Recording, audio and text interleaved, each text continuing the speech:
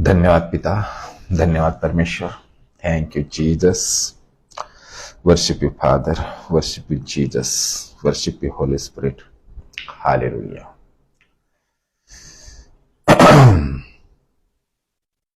मेरे प्रिय भाइयों और मेरे प्रिय बहनों, मैं इतने टाइम फेसबुक के ऊपर लाइव आया हूं और जैसे ही यहाँ का लाइव फिनिश हो जाए, यहाँ का वीडियो मैं इसको डाउनलोड करके मैं अपने YouTube channel God's love message यहाँ पर मैं अपलोड कर देता हूँ। और यदि भी आप मुझे यूट्यूब पर देख रहे हैं तो मैं आप सभी का इस वीडियो के अंदर प्रभु यीशु मसीह के मीठे और मधुर नाम में मैं आप सभी का बहुत बहुत स्वागत करता हूं।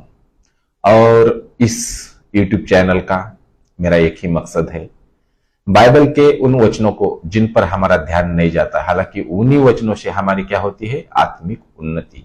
उन सब वचनों को लेकर के हम आते हैं ताकि आप भी अपनी आत्मिक उन्नति करने पाए। और दोस्तों, मेरे प्रिय भाइयों, मेरे प्रिय बहनों, ये लगभग 7वां सरमन है। इसके पहले 6 सरमन हो गए हैं और मैं टॉपिक लेकर के चल रहा हूं प्रभु यीशु मसीह के स्वर्ग से इस पृथ्वी पर आने के उद्देश्य। इसमें के 6 सरमन हो गए हैं, आज है 7वां सरमन। और इस सरमन में आपको ये बात आज मैं लेकर के आया हूं कि हमारे प्रभु यीशु मसीह बड़ा आनंद देने के लिए स्वर्ग से इस पृथ्वी पर आए।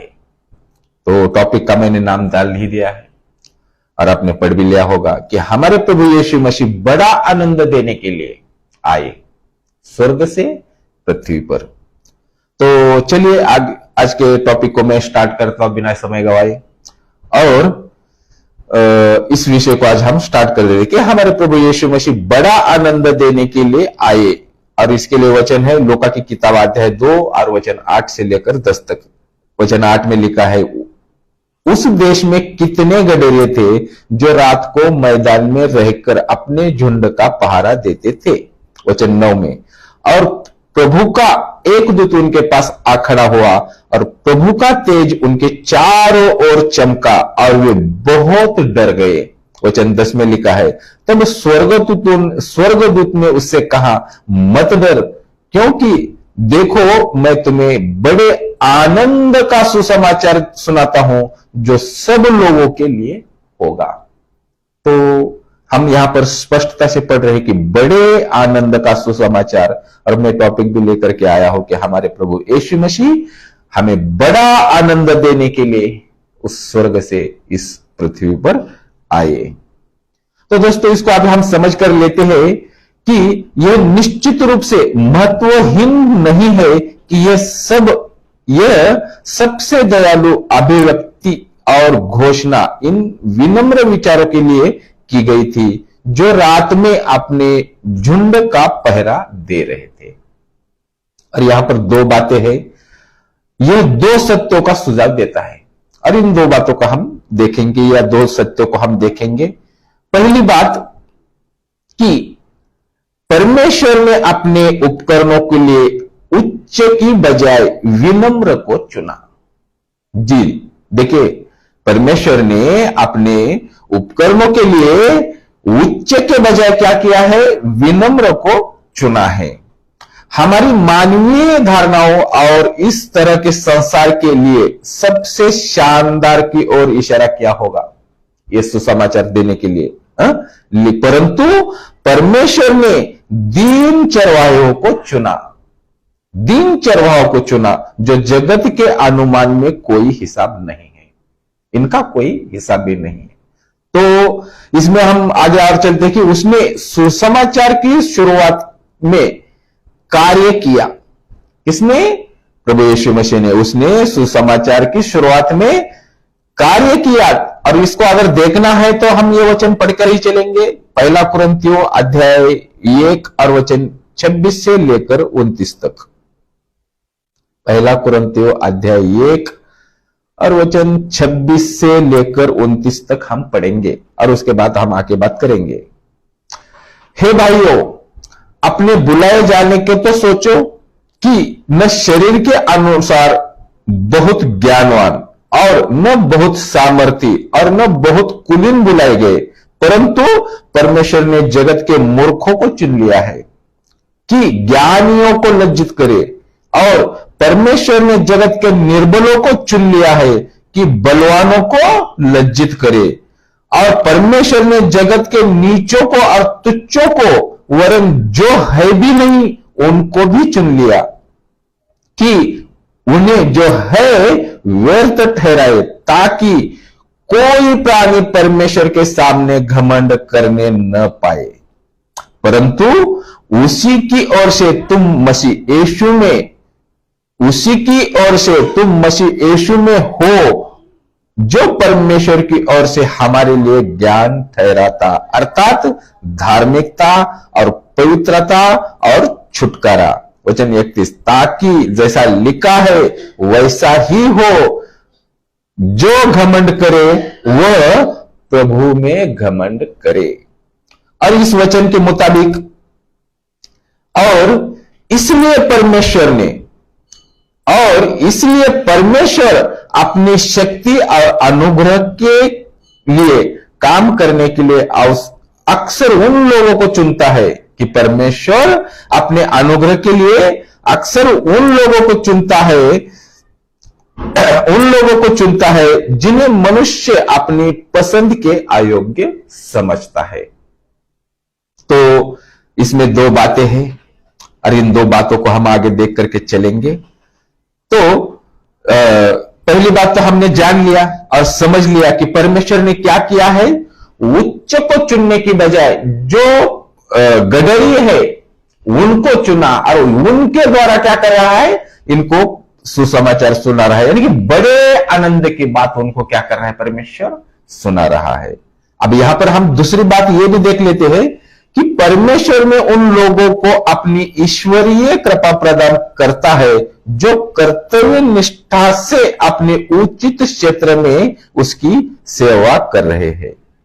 तो हम क्या जान रहे हैं कि परमेश्वर उन लोगों को अपनी ईश्वरीय कृपा प्रदान करता है जो कर्तव्य निष्ठा से अपने उचित क्षेत्र में उसकी सेवा करता है। लेकिन यहां पर समझने वाली बात यह है कि बेकार सपने देखने वालों को नहीं, उस आदमी को नहीं जो कुछ भी नहीं करेगा, क्योंकि वह सब कुछ नहीं कर सकता है जिसके लिए वह खुद को सक्षम समझता है, लेकिन उसके लिए जो उस स्थिति में अपना सर्वश्रेष्ठ प्रदर्शन करता है।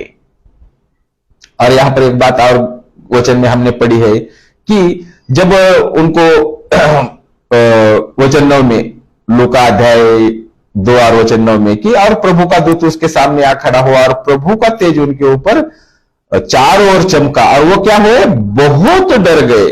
तो इसको भी हम देख ले कि वो बहुत डर गए थे। यहां कुछ सवाल है, सवाल क्या है इसको भी हम देख लेते हैं कि स्वर्गदूत की उपस्थिति में लोग हमेशा इतने भयभीत क्यों रहते हैं, और वे स्वर्ग से संदेश प्राप्त करने से क्यों डरते हैं, कि वे स्वर्ग से संदेश प्राप्त करने से क्यों डरते हैं। तो इसके लिए भी वचन है, न्यायियों की किताब अध्याय 13 वचन 22। तो मैं आपके लिए वचन पढ़ लेता हूं, न्यायियों 13:22। न्यायियों की किताब अध्याय 13 और वचन 22। इसको मैं अभी आपके लिए पढ़ लेता हूं। देखिए यहां पर क्या बात लिखी है, हम जान जाएंगे।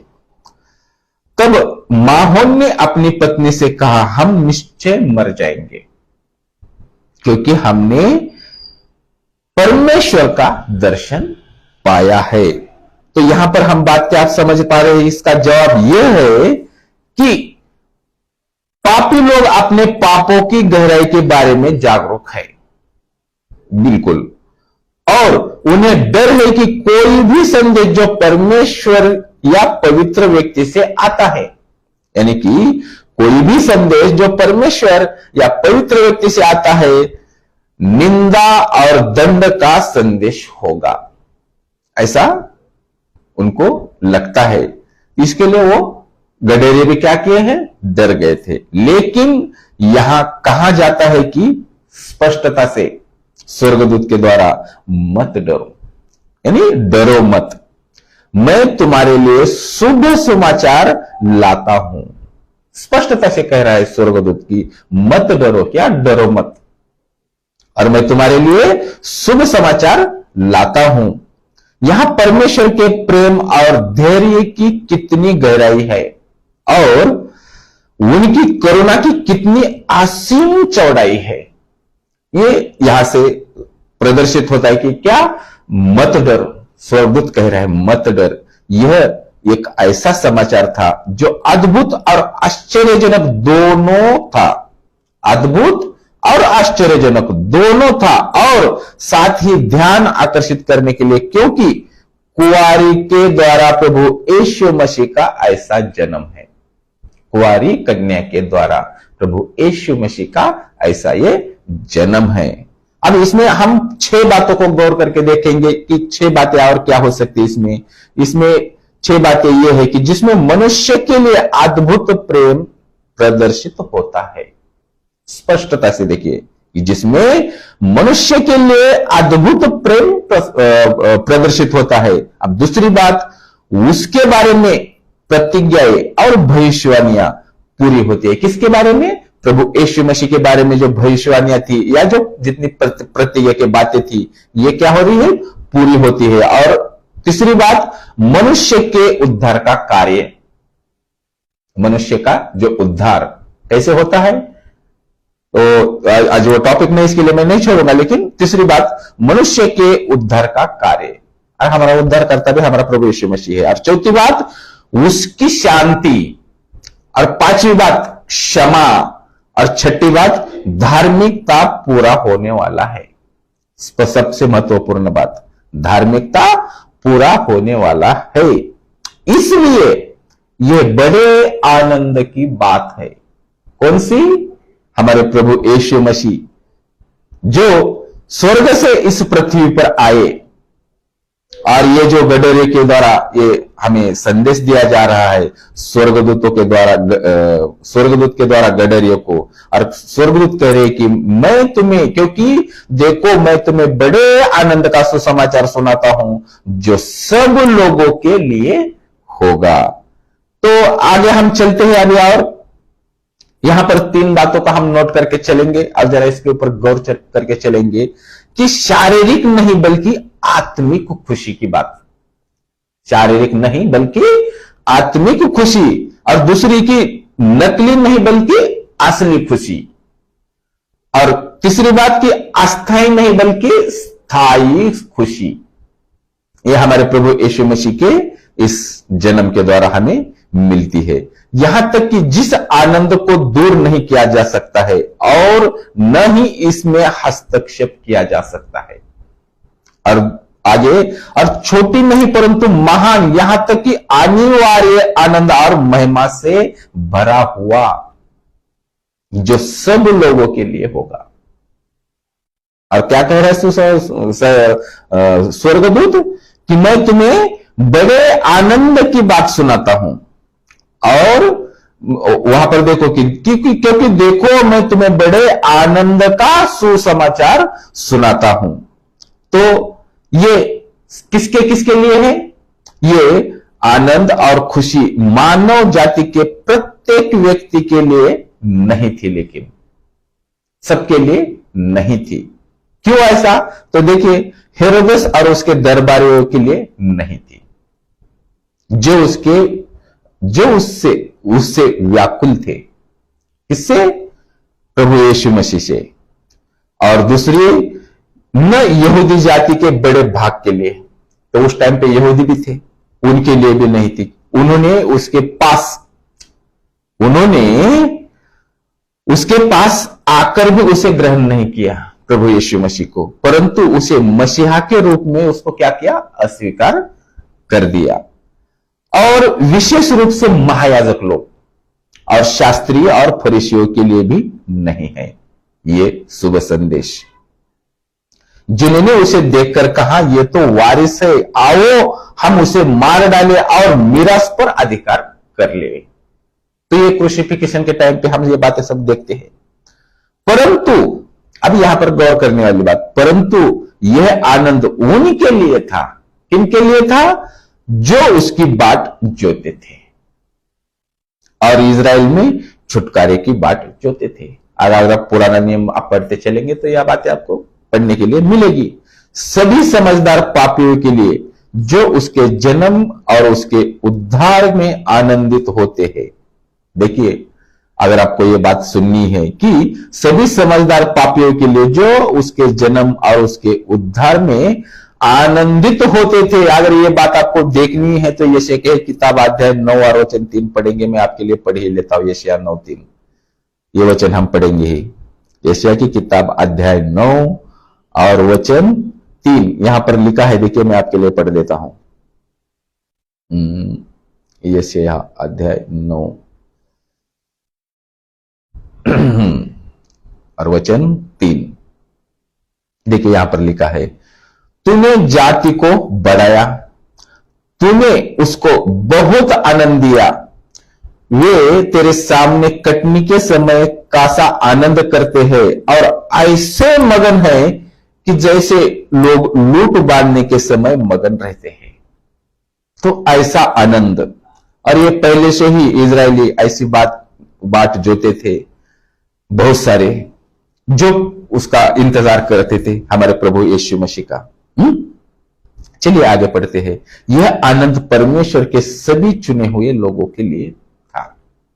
प्रभु यीशु मसीह का जन्म अभी कुछ दिन पहले हमने क्रिसमस भी मनाया है, लेकिन यह आनंद परमेश्वर के सभी चुने हुए लोगों के लिए, चाहे वो यहूदी हो या अन्य जाति, जिन्हें परमेश्वर ने अपनी वाचा के लोगों के रूप में लिया है और अपने पुत्र को इस तरह से छुड़ाने और बचाने के लिए दिया है। इन सब के लिए प्रभु यीशु मसीह का आना इसके परिणाम स्वरूप होने वाले सभी भागों के साथ बड़े आनंद का कारण है। तो हमने जान लिया, इस प्रकार हमारे प्रभु यीशु मसीह बड़ा आनंद देने के लिए स्वर्ग से इस पृथ्वी पर आए। आप इस वीडियो को आपने देख लिया, जान लिया होगा, देख लिया होगा, समझ लिया होगा। तो मैं यही कहूंगा कि प्रेमी परमेश्वर इस प्रेम संदेश के द्वारा आपको बहुत बहुत आशीष दे। आमीन। और दोस्तों, मेरे प्रिय भाइयों, मेरे प्रिय बहनों, ये वीडियो, ये जो मैं इस लगभग 27 सरमन लेकर के आ रहा हूं, इसमें से लगभग आज ये 7वां सरमन पूरा हो गया है। अब वेडनेसडे, बुधवार के दिन मैं फिर वापस आऊंगा, ऐसे ही फेसबुक पे लाइव आऊंगा और यही वीडियो मैं क्या करूंगा, यूट्यूब पर अपलोड करूंगा। यदि भी आप मुझे यूट्यूब पर देख रहे हैं और आपने ये पूरा सरमन सुन लिया और आपको अगर यह बातें अच्छी लगती है तो मेरे इस यूट्यूब चैनल को आपको सब्सक्राइब करना है, ताकि जितने भी बातें मैं दे रहा हूं, मैं यहाँ पे अभी अपलोड कर रहा हूं, लेकिन जैसे ही वहां पर 50 सब्सक्राइबर्स पूरे हो जाएंगे, मैं यूट्यूब के ऊपर से भी लाइव आ सकता हूं। और ये बातें अब कंटिन्यू चलने वाली है, ये कभी भी स्टॉप नहीं होने वाली है। जब तक इस शरीर में प्राण है, प्रभु का काम करना है। ऐसे ही खराई की बातें, सच्चाई की बातें और परमेश्वर का संदेश, परमेश्वर का प्रेम संदेश आप तक पहुंचाने का जो मैं काम करने जा रहा हूं, इसके लिए आप मेरी सहायता कर सकते हैं और मेरे इस YouTube चैनल को सब्सक्राइब करके आप आगे की बातें जितनी भी है, प्रभु जितनी भी देता है, और ये सरमन जितने भी रेडी किए हैं ब्रदर एवेंजलिस्ट रवि दिनकर जी ने रेडी किए हैं, इसका मैं अध्ययन करता हूं और इसको मैं ऐसा आपके सामने डीपली ला करके बैठते रहता हूं। तो आप मेरे इस YouTube चैनल को सब्सक्राइब करिए और इन बातों को आपको जानना है, समझना। यदि आपको मुझसे बात करनी है तो YouTube के डिस्क्रिप्शन में जाइए, वहां पर भी मेरा नंबर आपको मिल जाएगा। यदि भी आपका अगर बाइबल से कोई प्रश्न है, आप पूछना चाहते हैं, तो उसके लिए भी इसी YouTube के डिस्क्रिप्शन में जाइए, एवेंजलिस्ट रवि दिनकर जी का भी नंबर आपको यहाँ पर मिल जाएगा। आप चाहे तो उनसे भी बात कर सकते हैं, या आपका जो भी कोई बाइबल से सवाल हो आप उनसे पूछ सकते हैं। तो मिलते हैं फिर आप नेक्स्ट वीडियो में। तब तक अपना ख्याल रखिए, सुरक्षित रहिए। जय मसीह की।